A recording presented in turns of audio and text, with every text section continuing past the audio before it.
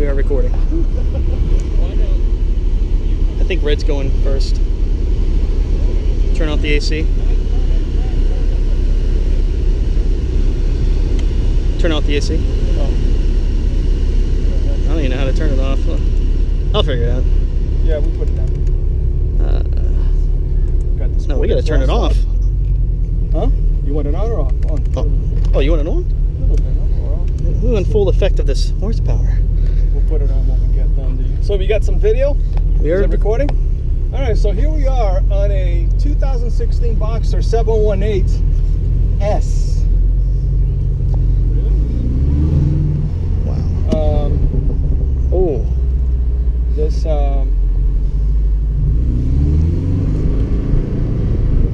Oh. Oh.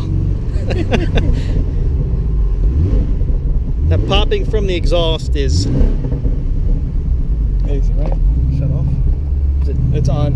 It's just that it's you gotta click this to oh, get okay. the Okay. screen on. If it doesn't, just keep clicking. Gotcha. You have to change the setting on that. No problem. We can edit that out. Alright. Now this car is rated at 350 horsepower, 309 foot-pound of torque. You hear that pop? Oh yes. And that popping sound is, my lord.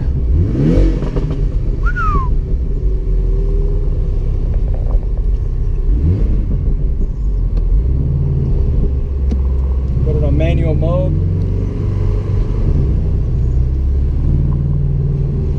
Adjusting the mirror here. This reminds me a lot of the S2000, just the way it feels when I'm sitting on it. It does.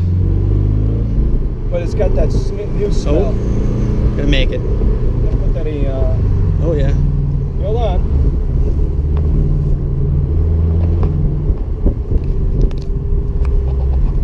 Okay, I got sport mode on. I'm gonna put the wing on.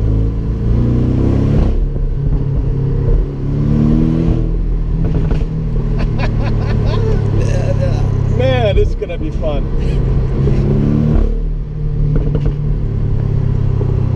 Now what is the red line in this vehicle? The red line is about 7,200 RPMs. Okay.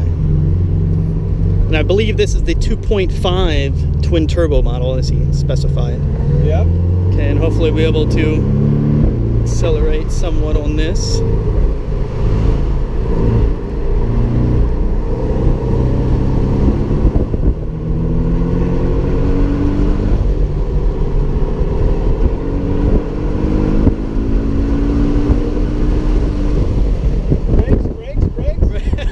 The brakes do work.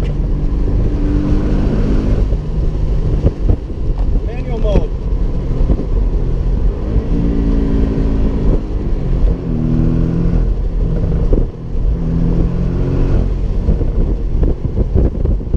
Okay, what part are you getting right now? You hit the front, you'll get video. Yeah. Can you see where you're pointing? Yeah. It's very nice. Very nice. Steering wheel is very comfortable. Oh yes.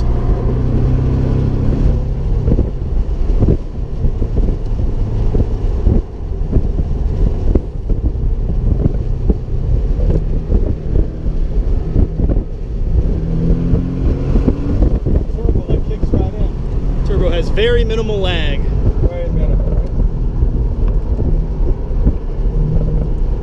And then the popping from the exhaust.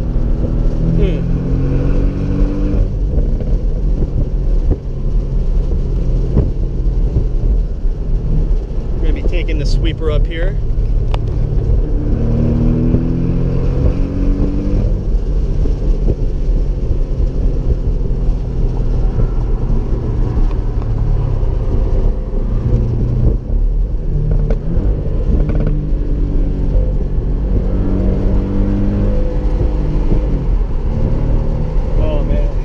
So well.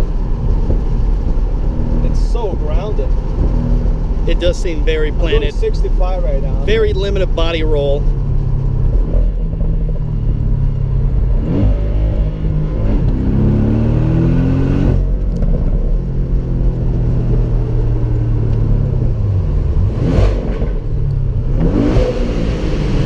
we'll be able to pick that up in the video. If you want to, you might want to hold back a second, and then.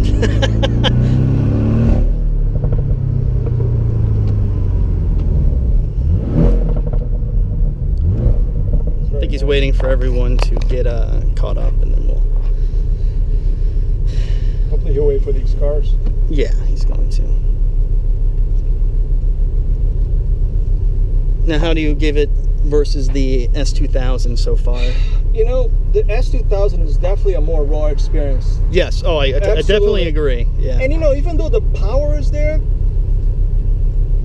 the S2000 feels more raw. It does. I will give it that. You know, this is very refined, but S2000, no matter what speed you're in, you're feeling a lot more, I think. Yeah.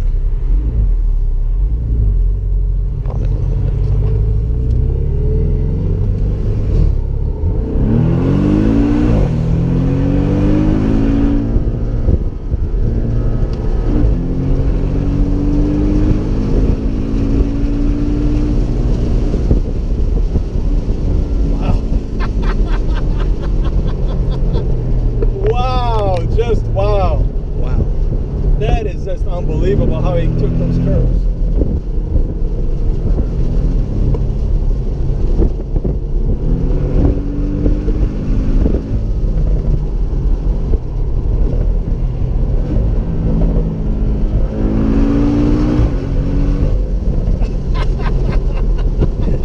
That instant torque, I don't know how much stability on this camera I'm going to be able to have.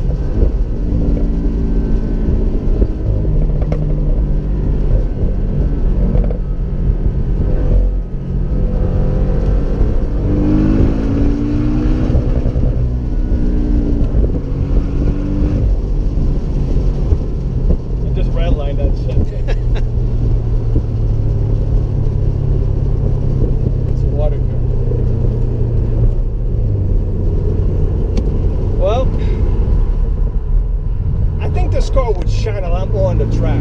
Oh yes. What do you think so far, Angelo?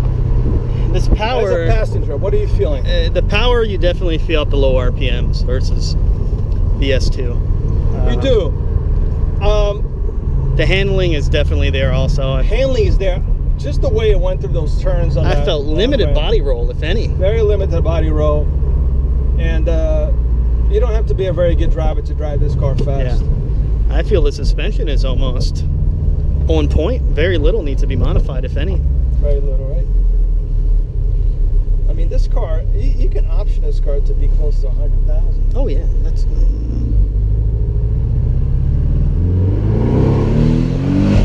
Now, in that price point as well, you're going to be going up against the Z06, and that is near double the horsepower. So. Yeah, you know. This car feels very nice. It drives comfortable. You feel the money on your hands. And it's money, like this money on the steering wheel.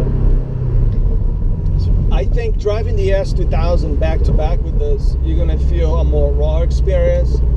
You're gonna feel the dynamics of the car and the sounds and the noises and the engine at lower speeds. Like at lower speeds, this car feels very composed.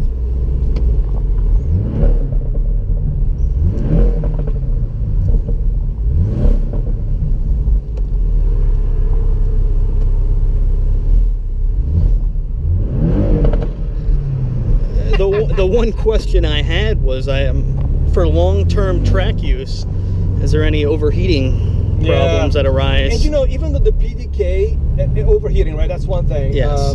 How is that going to behave on the track? And consumables. I mean, this car is very expensive to track. Oh, yeah. I mean, it's expensive to maintain as a daily driver. Imagine tracking. Ooh.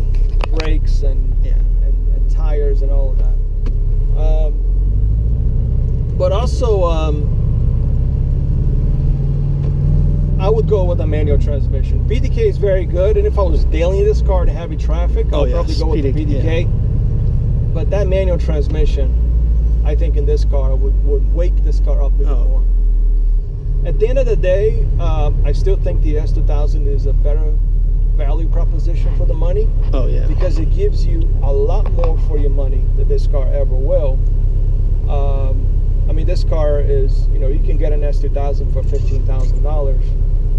You know, that's reasonably well maintained. This is a very fun car. I mean, it really is. But it would be nice to drive this and the previous gen back to back. You're gonna hear that flat six, you know, in the previous gen. That's just really intoxicating sound. Now, if you modified an S2000 with a smaller turbo to get this equal power, I think you would also need the suspension mods too. There's a guy that actually has a GT4. A little bumpy road. And he actually prefers his S2000 over the GT4. Oh, wow. Oh, yes, I remember that thread because of the way it feels. I mean, it feels more raw. I think at the same time, you know, if you would wreck the S2000 versus the GT4, you know, versus, you know, crying for an hour versus crying for 2 months. I mean, okay, that was a great test drive. And that... How was it?